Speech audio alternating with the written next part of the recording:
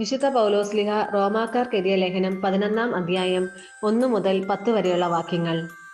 അതിനാൽ ഞാൻ ചോദിക്കുന്നു, ദൈവം തന്റെ ജനത്തെ പരിത്യജിച്ചുവോ? ഒരിക്കലുമില്ല.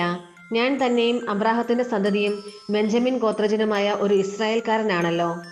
ദൈവം മുൻകൂട്ടി അറിഞ്ഞ സ്വന്തം ജനത്തെ അവിടുന്ന് പരിത്യജിച്ചിട്ടില്ല.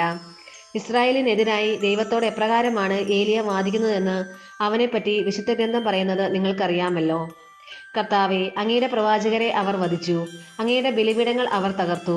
അവശേഷിക്കുന്നവൻ ഞാൻ മാത്രമാണ്, അവർ എൻ്റെ ജീവനെയും തേടുന്നു.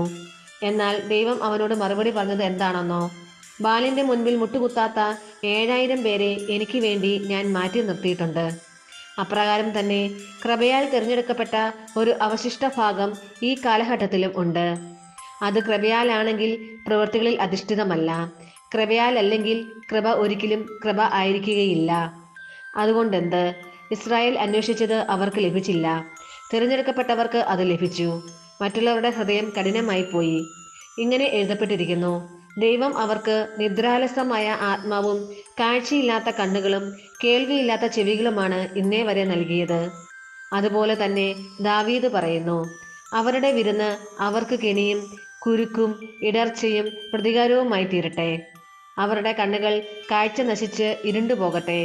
അവരുടെ നട്ടെല്ല് എപ്പോഴും വളഞ്ഞിരിക്കട്ടെ. നമ്മുടെ കർത്താവായ മിശിഹായ്ക്ക് സ്തുതി. വിശുദ്ധ മർക്കോസ് അറിയിച്ച സുവിശേഷം അധ്യായം 10 46 മുതൽ 52 വരെയുള്ള വാക്യങ്ങൾ. അവർ ജെറിക്കോയിലെത്തി. അവൻ ശിഷ്യരോടും വലിയ ഒരു ജനാവലിയോടും കൂടെ ജെറിക്കോ വിട്ടുപോകുമ്പോൾ തിമേയൂസിന്റെ പുത്രനായ ബർത്തിമേയൂസ് എന്ന അന്ധയാചകൻ വഴിയരികിൽ ഇരിപ്പുണ്ടായിരുന്നു. നസറേനായ യേശുവാണ് പോകുന്നത് എന്നറിഞ്ഞപ്പോൾ അവൻ ഉച്ചത്തിൽ വിളിച്ചു പറഞ്ഞു, ദാവീദിന്റെ പുത്രനായ യേശുവേ, എന്നിൽ കനിയണമേ. നിശബ്ദനായിരിക്കുവാൻ പറഞ്ഞുകൊണ്ട് പലരും അവനെ ശകാരിച്ചു. എന്നാൽ അവൻ കൂടുതൽ ഉച്ചത്തിൽ വിളിച്ചു പറഞ്ഞു, ദാവീദിന്റെ പുത്ര, എന്നിൽ കനിയണമേ. യേശു പെട്ടെന്ന് നിന്നിട്ട് പറഞ്ഞു, അവനെ വിളിക്കുക. അവർ അന്ധനെ വിളിച്ച് അവനോട് പറഞ്ഞു, ധൈര്യമായിരിക്കൂ, എഴുന്നേൽക്കുക, യേശു നിന്നെ വിളിക്കുന്നു. അവൻ പുറങ്കുപ്പായം ദൂരെ എറിഞ്ഞ് കുതിച്ചു ചാടി യേശുവിൻ്റെ അടുത്തെത്തി. യേശു ചോദിച്ചു, ഞാൻ നിനക്ക് വേണ്ടി എന്ത് ചെയ്യണമെന്നാണ് നീ ആഗ്രഹിക്കുന്നത്? അന്ധൻ അവനോട് പറഞ്ഞു, ഗുരു, എനിക്ക് കാഴ്ച വീണ്ടും കിട്ടണം.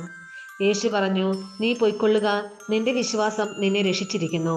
തൽക്ഷണം അവന് കാഴ്ച ലഭിച്ചു. അവൻ യേശുവിനെ അനുഗമിച്ചു. നമ്മുടെ കർത്താവായ മിശിഹായ്ക്ക് സ്തുതി.